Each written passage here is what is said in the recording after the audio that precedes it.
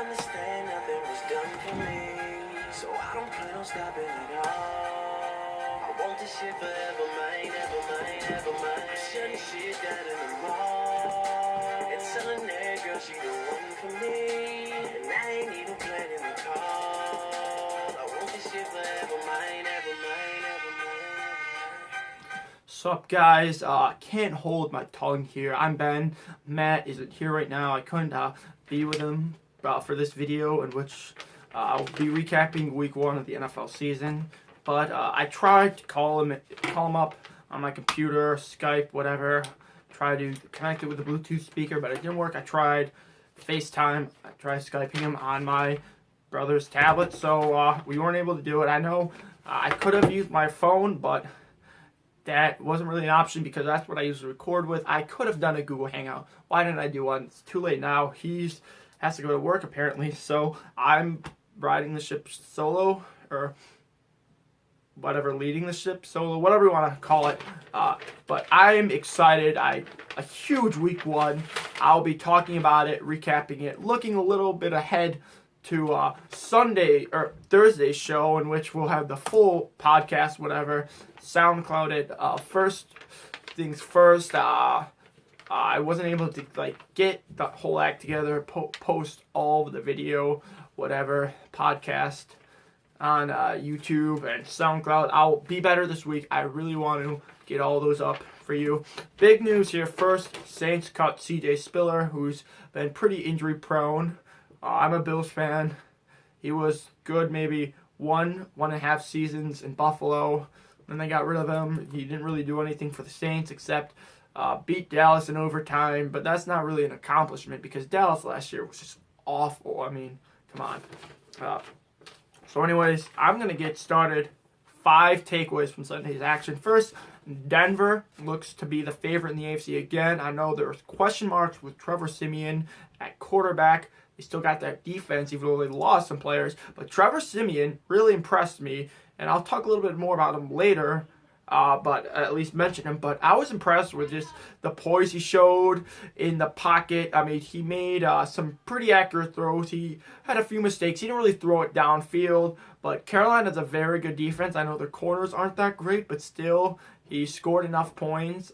Graham Gano did miss a field goal at the end of the game, but he did just enough to win. C.J. Anderson had a huge game running the football against a very stout front. They got star Lou Talile, and then Kawan Short, and then Coney Ely on the defensive line, as well as 2 of the best linebackers in pro football was Thomas David and Luke Kuechly, who is a great safety. He's a linebacker, obviously, but that's an inside joke, so I don't think many of you will get that besides Matt, but anyways. And then I was just really impressed with how Denver was able to beat one of the best teams in the league with Trevor Siemian at quarterback, and just the way the overall performance by the team. C.J. Anderson, Trevor Siemian, the defense, of course, they look to be the favorites in the AFC still, even though they still will have question marks at quarterback throughout the season just because they're playing with a young former 7th round pick. So there will always be question marks surrounding Siemian unless he can prove he's a franchise quarterback. And they obviously still have Brock Osweiler on the bench. So people will always just be wondering, what does Osweiler bring that Siemian doesn't have? But we probably won't see Osweiler for at least another season if Siemian could keep the ship upright and steady and keep continuing what he's been doing in Denver. And my number 2 takeaway is just really how impressive the other young quarterbacks have been in the league. Siemian, obviously one of them, beating one of the league's best teams. Jameis Winston was phenomenal against Atlanta in the Georgia Dome. I know they don't have a great defense, but I mean, really one thing I remember is after his first rookie NFL game, people were calling him the next Jamarcus Russell, and Tampa Bay should have taken Marcus Mariota, who looks to be the next coming of Steve Young or whatever, after having a huge game and just completely demolishing Tampa Bay. But Jameis Winston proved over the course of the season as it continued, he was the right pick, and he really just had a huge performance, throwing 4 touchdowns. He had just some great throws. Tampa Bay should have a hugely improved season this year. And then Brock Osweiler, obviously, was a huge offseason addition. He's a guy that Trevor Siemian replaced, and he won his first game at Houston. He has a lot of weapons. I think he'll have a big year. Blake Bortles was also very good. They sputtered at the end of the game. They could have beaten Green Bay, but still, I mean, that's a great Green Bay team. Aaron Rodgers. Derek Carr, again, huge performance. Beating the Saints by 1, but still, he won in a shootout over Drew Brees, which is still very impressive for a young quarterback like he is. Carson Wentz, so many question marks revolving around him. People didn't even think he was going to start week 1 because of his rib injury, but he proved everyone wrong. I mean, FCS quarterback taking number 2. Come on, what else? What else really? What other storyline have you seen similar to this in terms of a rookie quarterback coming out of the draft? I mean, or I should say, college kid coming out of the draft. I mean, there's so many question marks going around him. He hasn't really played any real defenses. He's playing for an FCS school, so you can't really compare it. But he was taken number 2 because people saw that he had pro talent, and he really proved it. I know he picked apart the Browns defense, which isn't that impressive, but he was hurt. He didn't play that much in the preseason, and it's still a pro team. He had great command of the offense, made some great throws, and looked very poised. Also, Dak Prescott, he didn't have a great performance, but he almost, if Terrence Williams didn't run out of bounds, he may have beaten the Giants, who should be an improved team this year. Jimmy Garoppolo beat one of the best teams in the NFC. Really, that really should tell you everything. These young quarterbacks are coming up and taking the league by storm. It did happen a few years ago with RG3 and Luck, and we had other guys like Stafford. But there's just so many young quarterbacks and so many talented young quarterbacks in the league right now. It's really just really fun to watch. Obviously, another one, Teddy Bridgewater. We couldn't see the improvements he made this season. We may not even see him play for another at least 1, maybe 2 years just because of the extent of that knee injury, which is just really too bad. But I'm going to go on to my third takeaway, which is just huge props to Bill Belichick. He's proved he can win with any quarterback. I mean, he was Super Bowl contender when he got to New England, turned around a pretty, not a bad team, but just not a great team when they were under Pete Carroll. He turned them around, got them to Super Bowl, almost the Super Bowl with Drew Bledsoe, and then came in a 6th-round pick in Tom Brady. The rest is history. He won several Super Bowls, and when Brady went out, Matt Castle, who hasn't done anything in the NFL really, outside of winning 11 games with New England, and now they got Jimmy Garoppolo, and they beat one of the best teams in the NFC, maybe even the league. I mean, I picked Arizona to go to the Super Bowl. Jimmy Garoppolo beat them without Rob Gronkowski. They're missing key players on their defense. This guy is just such a great coach, and he can really win with almost anyone. And once he retires, that whole organization, I don't think we'll ever see that kind of success again. He could be one of the best coaches in NFL history. I've seen him just destroy my team twice a year. How many years in a row? Fourth takeaway is the NFC North, I think, should see a ton of competition. I originally thought that the AFC West would be one of the most competitive divisions in football, which it still should be fairly competitive. San Diego looked improved over the Chiefs. The Chiefs were able to win that game. They didn't look great. The Raiders beat a pretty bad defense with Drew Brees, so I don't really know what that should tell you. Simeon looked pretty good. I still think Denver should win that division, but I really think what was I talking about? Oh yeah, I just blanked out, but I think the AFC North with Pittsburgh, who looked phenomenal, really, without 2 of their key starting offensive players. Cincinnati looked great again with Andy Dalton, who he went down several times. I mean, he took some hits to the Jets defense, but that's more maybe attributed to the Jets defense because Cincinnati does have a very good offensive line. A.J. Green looked to be one of the best receivers in the NFL. I mean, just completely making Revis Island look like a continent. I mean, really, he had, I think the stats were when he was targeted 10 times, he had 10 receptions when targeted versus Darrelle Revis. I mean, that is just insane. I don't think anyone recently has seen that kind of success versus Darrelle Revis. I know Sammy Watkins had his number the last game of the season up in Buffalo, but I've seen Revis play, I don't know how many times, even when he goes up against great receivers, he always usually shuts them down. He's one of the great cornerbacks of all time. Green just made him look silly at sometimes. I mean, 10 for 10, that is insane. They also had Baltimore, who looked to be a pretty underrated AFC North contender as well as a wild card team. I mean, they may not win the division just because the roster isn't as good. They don't maybe not have the running games of the other team, but Justin Forsett broke off a few nice runs. They also have Terrence West, who's pretty elusive. Their defense, I was surprised by Baltimore's defense because you look at their personnel. I mean, they got Eric Weddle, Timmy Jernigan, C.J. Mosley, and Terrell Suggs and Elvis Dumervil. I mean, some of those are pretty big names. Some of those are almost, I would say, has-beens, maybe tailing off to the end of their career. I mean, some C.J. Mosley and Timmy Jernigan are up-and-coming players in this league, but besides that, I don't think anyone really expected the Ravens' defense to be good. They completely shut down Tyrod Taylor. The Bills were expected of one of the better offenses in the league. I mean, we'll see Thursday night if they do anything to improve it. They didn't look great by any stretch against the Ravens' defense. The Ravens' offense had a few struggles, but Joe Flacco looked to be himself again. And we know with Joe Flacco and John Harbaugh, the Ravens has always been contenders at that division, been knocking on the doorstep of the playoffs. They missed the last 2 years, but last year, Flacco tore his ACL, and the year before, they barely missed out. So I think the AFC North should be one of the more competitive divisions of football.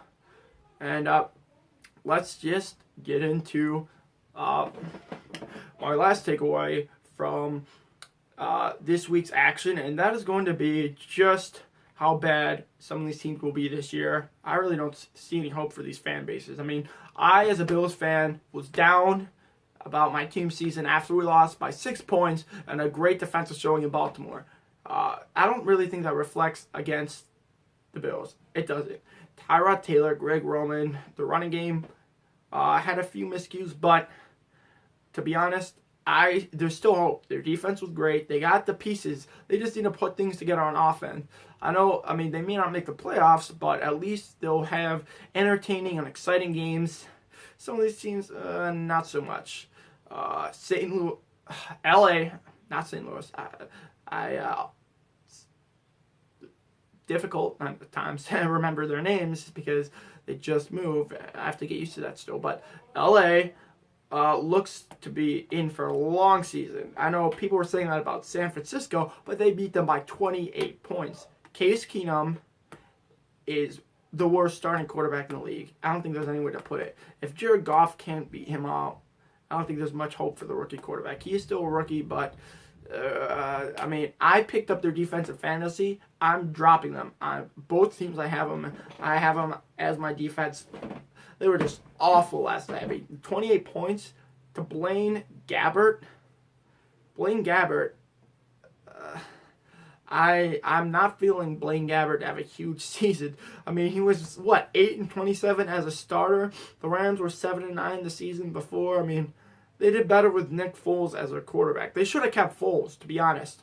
I mean, Foles right now is a backup in Kansas City, but it's going to be a really long season for Los Angeles. And then Cleveland, RG3 went down. They got demolished by I wouldn't say a great Browns team. Chicago, they didn't look great. I mean, they scored 14 points, but I'm going to marginalize it. Cleveland, I mean, Tennessee, they're going to have they looked a little bit improved, but Marcus Mariota still has some massive development and he needs to take massive strides really to become a pro player. Some of these teams are just going to have very, very long seasons this year. And then my last thing is going to be how off I was and why you have to wait till week 1 begins before you know anything. Because let's just go to my pick record. I mean, the first game I got right. I think I went like 8-8 this week. I picked the first game. I picked that wrong. The first three games I picked incorrectly. Denver won, which I wasn't surprised about, but I didn't really envision happening. Tampa Bay won, which is no surprise. I thought it'd be a close game. It was a close game. Atlanta's just not that great of a team. Baltimore won. That was a homer pick for me. I'm not going to pick the Bills every game of the season. Or at least I will try not to. Houston won. Green Bay, KC, picked all those games. And then Oakland. I picked New Orleans because they're at home. I mean, they missed a 61-yard field goal, and who normally goes for it for a 2-point conversion down 1 with 40 seconds left? I mean, that is just nuts right there. I mean, absolute nuts.